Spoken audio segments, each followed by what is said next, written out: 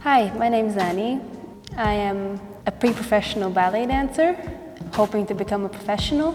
I started ballet at the age of 19, which typically is very, very late. I actually haven't heard of anybody else start this late. It was pretty tough at the beginning because it felt like a huge disadvantage. But then I realized because of my various backgrounds in gymnastics and in freestyle disco jazz, it did give me some advantages as well. My biggest motivation would be when I see other dancers on stage, because everyone, when they're on stage, they go through a huge range of emotions.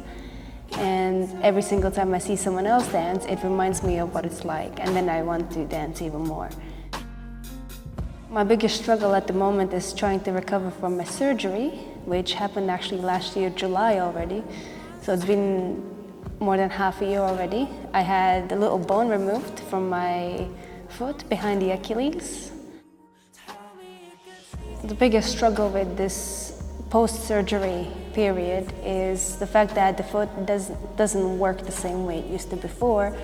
So in daily class, I would have a hard time doing such little things as a releve, getting up on my toe, or trying to stand on my left foot in general. It's pretty painful.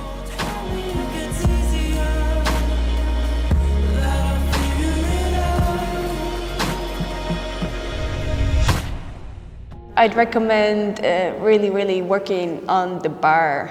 The bar is the basics of everything. All tendu, knees straight, rond de jambes, pliés, with the heels in the floor, everything. That's really important. I have a lot of work to do, and I see a lot of flaws in every day, but at the same time, I'm happy that I don't have that so-called regular job, which is pretty cool, because at least I get to do something that I like and that fulfills me internally. My hope is to get into a professional ballet company, which is really tough because they see my age on the application and sometimes they're like, yeah, I want a cinnamon bun and a coffee.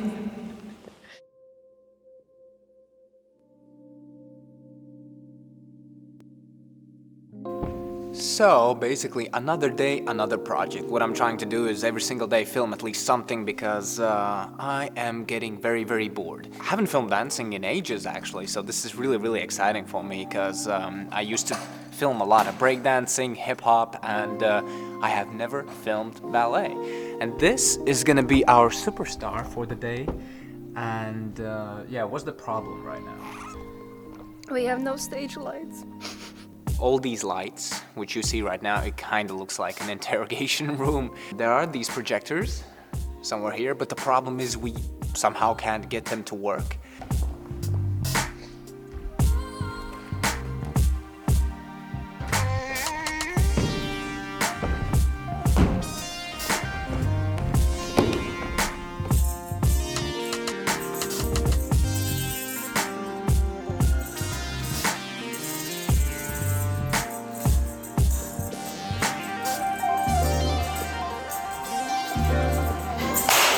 Ooh.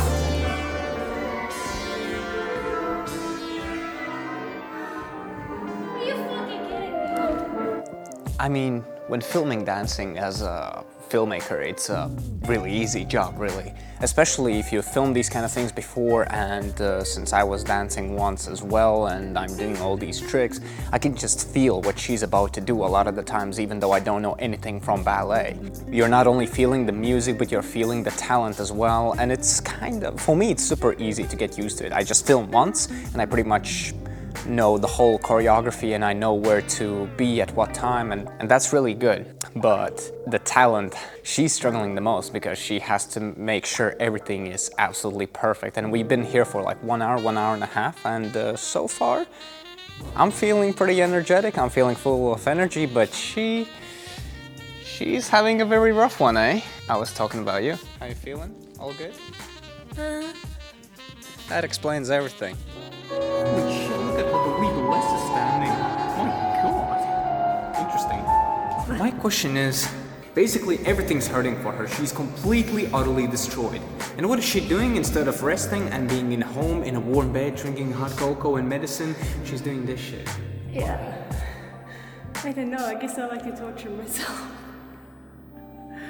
Don't do that. Usually what I like to do when I'm filming dancers is keep them waist leveled. I don't want to go too low and I don't want to go too high because, I mean, if you go too low, the wide angle lens might distort them too much. If you go too high, then they, as characters, might look kinda weak. So waist level is pretty much your best bet. And she's back. Now we're gonna try some photography, but I can tell you this, that I'm terrible at that, and so expect some terrible pictures from me. This is the costume I'm gonna wear for the variation evening next month. Check this out. This is the most brutal thing I have ever seen in my life. Oh.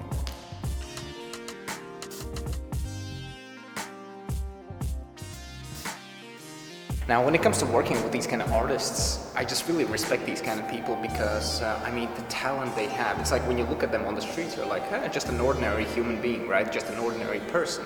But once you get to meet them, you just realize how much sweat and time and effort they have put into their craft, and I really, really respect those kind of people. So that's why, like, usually I film these kind of things for free just because I respect them. Annie is just amazing, and what she does is just incredible. So, I mean, this is the least I can do to show her my respect for all her hard work she has put into this, even this performance. It's incredible, really. I probably shouldn't be speaking so much because there's so much echo that it sounds terrible.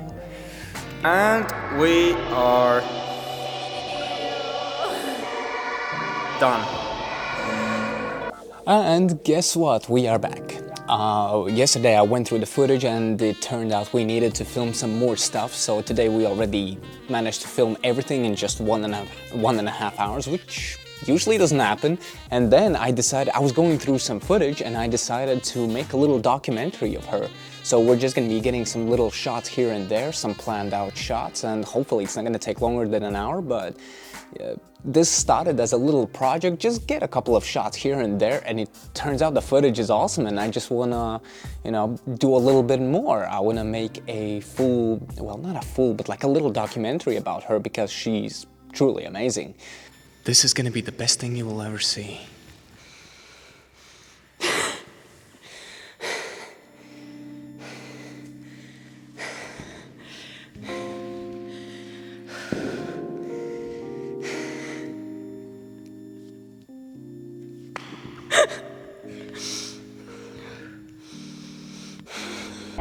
We were trying to fake a fall and she actually hurt herself.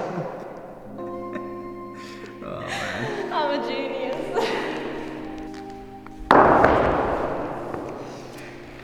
Okay, Ballet. Stop it. First day was very, very stressful because the dancer had a lot of choreographies I needed to shoot in one take, so I couldn't mess it up, and I'm glad I didn't. But the second day was a bit more chill because we were capturing a bunch of B-roll, just getting some emotional shots of her looking up, looking down, blinking, smiling, having fun, doing some tricks in slow motion, so it was really chill. Now, what I want to tell you guys is what I learned from this project, what are the biggest mistakes I made, and what I would do differently next time. Now, in my opinion, the biggest mistake I made was the fact that I didn't capture enough B-roll. This is a documentary style of a video, and there is never enough B-roll here. So if I had just taken 10 extra minutes to take some extra shots, that would have been great because I was really, really short on having enough B-roll. What I'm super proud of in this project is the fact that I remember the mistake I made around a year ago, and that was I was filming a dancer with the aperture of 1.4.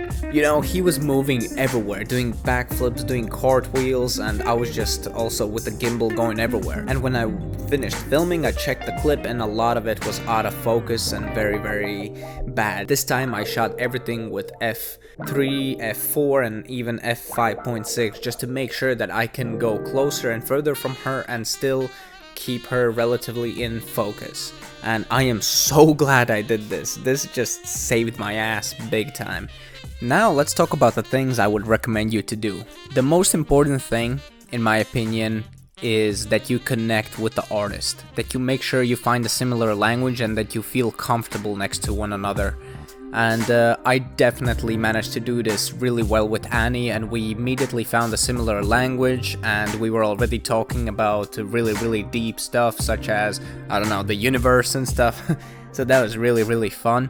Another thing I would really recommend you to do is don't try to fake the emotions too much. Don't ask her to do those fake smiles, fake tears and whatnot. It's just, you can immediately tell that that's fake. You really gotta be a good actor to be able to trick the audience that you were actually crying or laughing at that specific moment. So what I think you should do, since I do a lot of flipping, I was just challenging her to do some kind of backflip-ish stuff, and she was trying it out and she was failing and laughing, and we were just having a great time, and that's how I was actually able to capture true emotions. In the future I want to do more of these kind of behind the scenes videos, because I mean, maybe some of you can learn something from them and avoid making the mistakes I did. So yeah, hopefully you enjoyed this video, and you know the drill. Peace out.